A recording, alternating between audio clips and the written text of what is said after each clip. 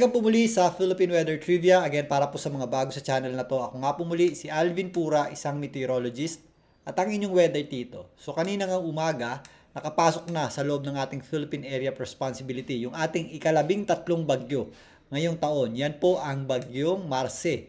At yan po ay may international name na Yinxing. At gaya nga ng inaasahan, patuloy po ang paglakas nito habang binabaybay itong East Philippine Sea. Ayon sa pinakahuling ulat ng Pag-asa, ito pong bagyong Marce ay may lakas na hangin na nasa 75 kilometers per hour malapit sa kanyang gitna. At kung minsan, meron niyang mga pagbugsong umabot sa halos 90 kilometers per hour. At ito po ay nasa tropical storm category. Mabilis din po ang pagkilos nito pa west-northwest sa bilis na 35 kilometers per hour. Patungo nga dito sa direksyon ng eastern section ng Northern Luzon at extreme Northern Luzon. Ito po ay huling namataan ng Pag-asa sa layong around 775 kilometers east o silangang bahagi ng Eastern Visayas. Yan po ay nandito pa sa gitna ng katubigan at wala pa pong direktang epekto sa anumang bahagi ng ating bansa. So narito muli ang official forecast track ng Pag-asa para dito sa bagyong Marce o ang bagyong may international name na Yinxing. So pinapakita dito na patuloy na kikilos pa northwestward paitaas sa direksyon ng extreme Northern Luzon at Northern Luzon sa silangang bahagi nito. Ito pong bagyong Marce. Mabilis po yung kikilos mula ngayon hanggang sa darating na Wednesday. Pero kung mapapansin nyo dito, merong tatlong magkakatabing bilog. Ang interval po ng mga bilog na yan ay every 12 hours. So ang ibig sabihin po niyan ay mabagal na kikilos o mag-i-stall.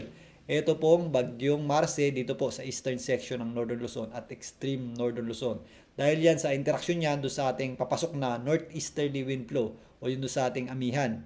So magkakaroon po yan ng sudden change ng direction mula northwestward pa westward. Papalapit nga o tutumbukin po niyan itong hilagang bahagi ng Luzon at extreme Northern Luzon. So magdedepende pa sa lakas ng ating amihan sa pagtulak nito kung maaaring mas mataas pa or posible ring mas mababa pa dito sa hilagang bahagi ng Luzon ang tutumbukin nito pong bagyong Marce. So kasabay po ng mabagal na pagkilos nito dito sa eastern section ng Northern Luzon at extreme Northern Luzon, mas madadagdagan po yung ating mga pag-ulan or mas maiipon po yung ating mga pag-ulan dito sa hilagang bahagi ng Luzon at extreme Northern Luzon. So mas tataas po yung ating mga tsansa ng flash floods at landslides.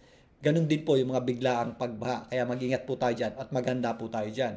So yan po ang posibleng maging direct effect nito pong bagyong Marce at nung kanyang interaksyon sa ating northeasterly wind flow o doon sa ating papasok ng surge ng ating amihan o northeast monsoon. So bagamat tinutulak pababa nitong ating amihan o northeasterly wind flow, itong bagyong Marce, yan po din yung posibleng maghinder o pumigil sa tuluyang paglakas nito pong bagyong Marce if nandito na sa itaas na bahagi ng ating bansa. So yung ating critical times para sa mga pag-ulan dito po sa hilagang bahagi ng Luzon at extreme Northern Luzon ay mula sa darating na Thursday hanggang weekend. Yan po yung pagtawid ng bagyong Marce o yung posibleng pagtawid ng bagyong Marce dito sa hilagang bahagi ng Luzon at extreme Northern Luzon. So maliban po sa malalakas na mga pag-ulan, mag-ingat din po tayo sa malalakas na bugso ng hangin. Dahil kasabay ng paglakas ng bagyong Marce, ito pong kulay dilaw na ito ay mas lalawak pa. Ito yung ating at least 39 kilometers per hour na lakas ng hangin at magkakaroon din po yan ng ating kulay pula o yung ating at least 89 kilometers per hour na lakas ng hangin or higit pa.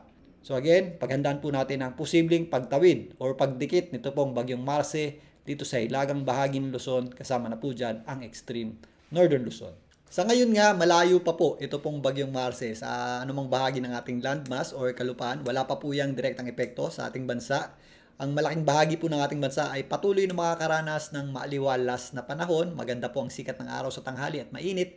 Pero pagsapit ng hapon at gabi, posible po yung ating mga isolated o yung mga pulo-pulong pagulan or thunderstorms. Pero as early as bukas, dahil nga sa trough or extension, ito pong bagyong Marce at kasama na rin po dyan yung wind convergence o pagsasalubong ng hangin ng ating northeasterly wind flow at ng sirkulasyon. Ito pong bagyong Marce, mas mataas na po ang ating tsansa ng mga pagulan at posibleng thunderstorms dito po sa ilang bahagi ng Bicol region, kasama na po dyan ang Quezon, maging dito sa itaas na bahagi ng Aurora. Kasama na rin po dyan itong hilagang bahagi ng Luzon, ang eastern section nito. Yan po ang general area ng Isabela, Cagayan. Kasama na po dyan ang ilang bahagi ng Abra, maging dito sa extreme Northern Luzon. Sa mga susunod na araw, mas magiging compact pa o masisiksik pa po ito pong bagyong Marce. Kaya yung kanyang mga pagulan ay mako-concentrate din sa kanyang gitna.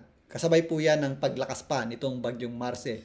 So by Wednesday, maiibisan po yung epekto ng mga pag-ulan nito or nung kanyang trough dito po sa ilang bahagi ng ating bansa. At by darating na Thursday, yung kanyang direct effect na o yung pagsabit ng kanyang panglabas na kaulapan kasama ng ating northeasterly wind flow ang magpapaulan na dito po sa eastern section ng Northern Luzon. At magpapatuloy pa yan hanggang weekend. Sa malaking bahagi na po yan ng Northern Luzon at extreme Northern Luzon kasabay po ng pagtawid nito pong bagyong Marce dito nga sa bahaging ito ng ating bansa.